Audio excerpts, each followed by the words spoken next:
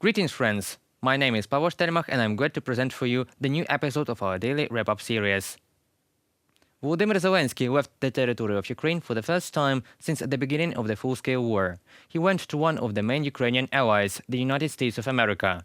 During the eventful day, Zelenskyy met with the US President Joe Biden, his team, and spoke to the American Congress.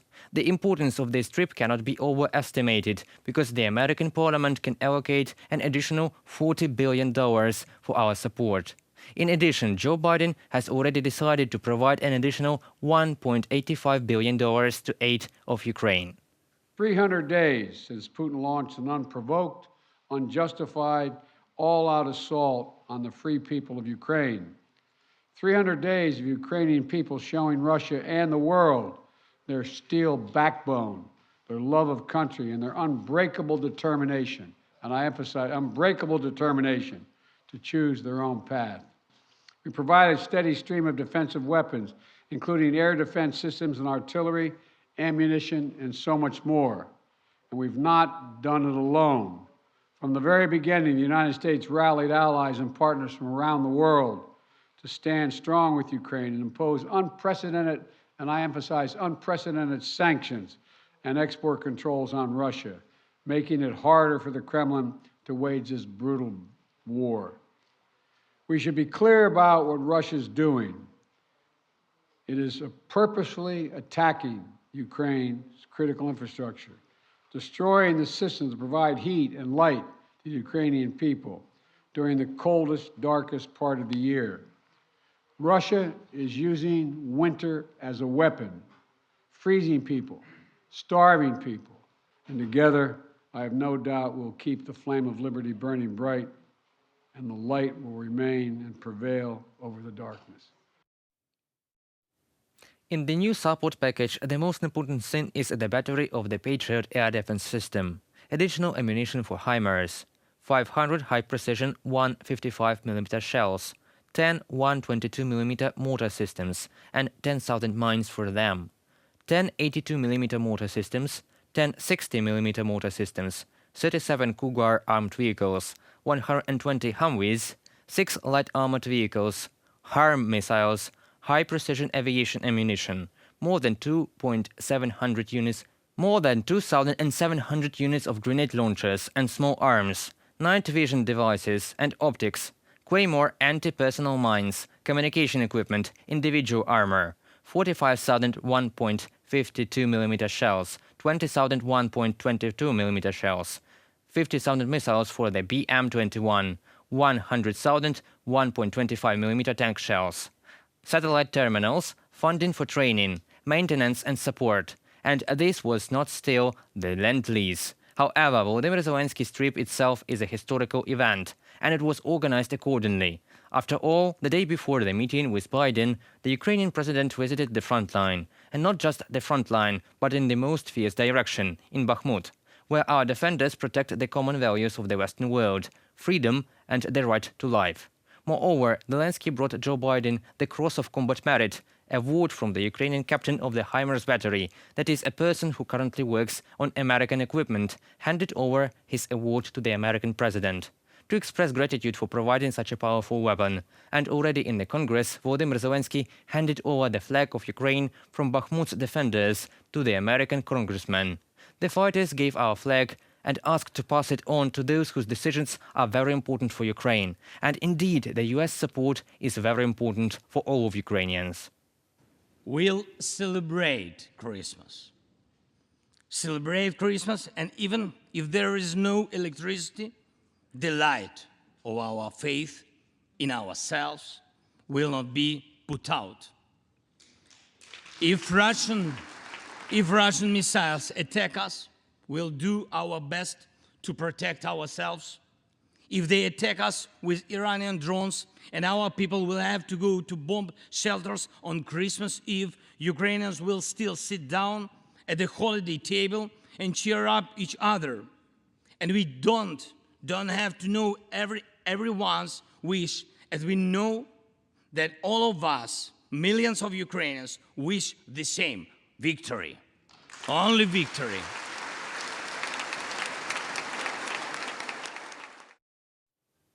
In addition, the Ukrainian president said that the battle with Russia is still ongoing on the battlefield, although we have already defeated Russia in the battle for the world's support.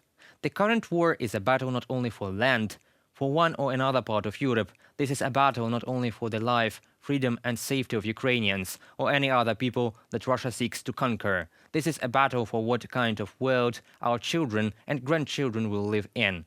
It will determine whether it will be a democratic world for everyone.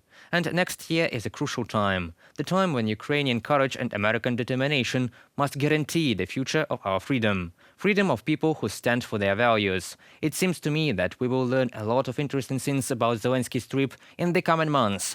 But the most important thing is that this battle will be for Ukraine's victory, which we have no doubts about. During more than 300 days of the war, already 100,000 Russian troops were killed in the war against Ukraine. This is according to the calculations of the Ukrainian General Staff. However, if we use the information provided by world intelligence agencies, then the number of killed Russians is measured in tens of thousands. Let me remind you that during the 10-year war in Afghanistan, the Soviet army officially lost about 15,000 soldiers killed and 50,000 wounded. And in the course of the two Chechen campaigns, in fact Chechen wars, which lasted over 8 years, Russia lost up to 20,000 killed, according to the estimates of independent experts, although official Moscow claims 13,000 dead. And of course, the Kremlin will do everything possible to understate its losses in the war. Only in September, Defense Minister Shoigu announced that almost 6,000 Russians had been killed in Ukraine. However, already at that time, Ukrainian analysts discovered information in the regional media of Russia about the deaths of more than 7,000 people, despite the fact that now the Kremlin forbids reporting information about losses and even ordered to remove from the websites of regional media the pages containing lists of people who were killed in the war against Ukraine. However, we, Ukrainians, believe that the General Staff does not embellish the numbers because we monitor the changes in the numbers every day, and the losses that the Ukrainian military writes about can be real in the conditions of fierce hostilities, such as the battle for Bakhmut. That is, after the battle, no one walks around with a calculator. If I speak about a very simple model, numbers come from different sources, often with a delay of several days. Everything depends on the situation on the spot. Hanna Mahler, Deputy Minister of Defense of Ukraine, on Facebook. Of course, the calculation of losses during the war was never easy, and especially in the Russian army, where people in the army have not been very concerned for a long time. There are still disputes about how many residents of the Soviet Union died during the Second World War. It is difficult to calculate because of the huge number of victims and also because Moscow hides documents from the time of the war, because then the myth of the strong Soviet army can be destroyed. And now the entire Russian military ideology rests on the phrase, "we can repeat." So will the Russians want to repeat again such huge losses among their citizens? Of course, in Russia, the people could turn on logic and calculate that the mobilization of 300,000 cannot be announced with the loss of 6,000 people. Some disproportionate numbers. And this despite the fact that now the Russians are trying to recruit mercenaries almost all over the world. I would like to remind you that information has appeared repeatedly that recruiters are looking for people in African countries, and in Russia they have already gone to jail for the second time with promises of exonerating serious crimes after the end of the war. So it is really impossible to calculate the exact losses now, but it is possible to say that confidence, they are huge. As of February 22nd, the invasion group created by the Russian Federation in the borders areas with Ukraine and on territory of Belarus under the guise of exercises numbered about 190,000 people. It should be understood that this grouping is interspecies because it contains a land, air, sea component and separate components from the security sector, Rosguardia, police forces, in particular SOBR, OMON, etc. According to available estimates, the number of air and sea components is about 30,000 people. Here it should be taken into account the personnel who, according to their functionality, will not be on the territory of Ukraine. The number of police forces in the invasion group is up to 40,000 people. Thus, the ground component of the invasion group is about 120,000. And will anyone now be able to honestly answer how many of these 190,000 people who were preparing to attack Ukraine can now continue the war? After all, if we take the standard statistics of the wounded, 1 to 3, then for every 100,000 killed, there should be 300,000 wounded, and taking into account information from our soldiers who saw Russian first aid kits on the battlefield, losses are possible as 1 to 5 and even to 9. However, even if we take the figure of 100,000 killed and 300,000 wounded as a basis, it turns out that Russia has already lost 400,000 people in this war. Imagine 400,000 people. That's more than the entire population of Iceland. At the same time, I will note that half of the Russians have been killed since the beginning of autumn, that is during the attack.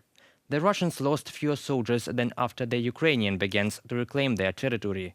Let me remind you that during the fall, the armed forces of Ukraine liberated almost the entire Kharkiv region, as well as the entire right bank of the Dnipro, including Kherson. Of course, the losses of the Russians greatly increased after the Ukrainians received long-range and high-precision weapons. Even Russian mass media and local occupiers have repeatedly reported on explosions in hotels, barracks and other places where Russian soldiers were stationed. And precisely such blows in the rear, besides increasing the number of killed, undermine the morale of Russians, which is only good for us. The war in Ukraine showed to the whole world that the security architecture that was valid until 2014 no longer works.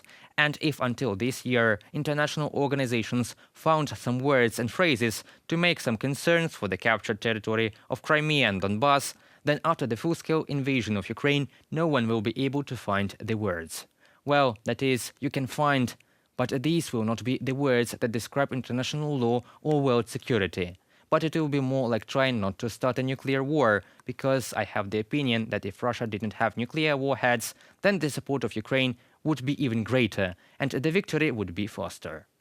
У некоторых просто страх. А вот что будет? In some, it's just fear. What will happen if Russia loses on the battlefield? What next? And someone is afraid that this will mean that Putin is timid and there is a threat of nuclear war. After all, what is Putin doing today? He deliberately and consciously highlights Kadyrov and Prigozhin to show that he is not the worst. You see, there are absolutely crazy people here. You don't like me, but there are those who will be even worse. And Putin consciously plays on these fears that are present. And this is also an important part of the work, to talk and explain that this is all Putin's tricks. Secondly, there is no need to be afraid of the defeat of Russia. On the contrary, only the defeat of Russia can return the peace and restore the international right.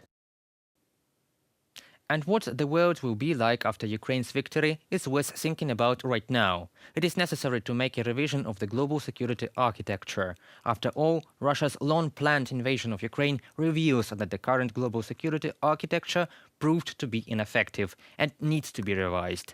And who but Ukrainians have already begun to rethink the concept of security guarantees in order to ensure that no aggression against our country will ever be repeated.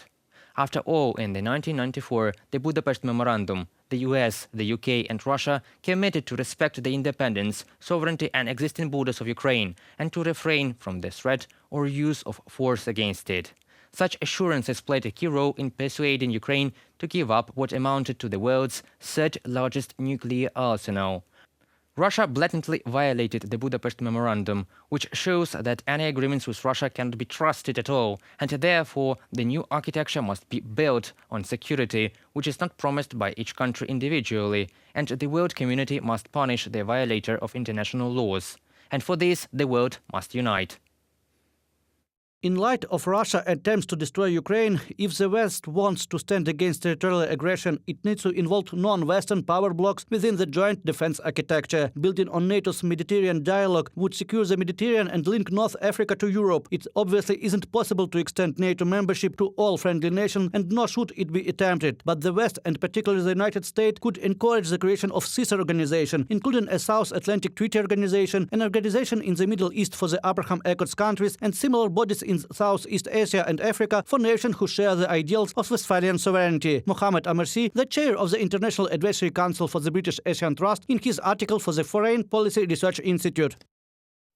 I will remind you that President Zelenskyy's peace formula, which was presented on November 15th at the G20 summit, contains a much wider solution to the security problems in the world. Ukraine stands ready to work with like-minded countries to strengthen peace and security across the globe.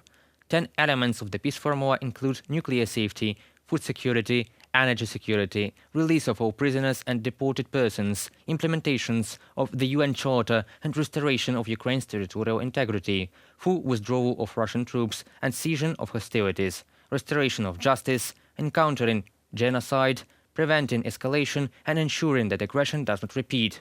It is time to build the new global security architecture, because no state has the right to the crime of aggression, and no pretext can possibly legitimize it. We call on all states to act decisively and support our efforts to put an end to Russian aggression, restore peace and respect the international law. That concludes our today's video. Thank you for watching and stay tuned for future videos. Subscribe to UATV English and goodbye.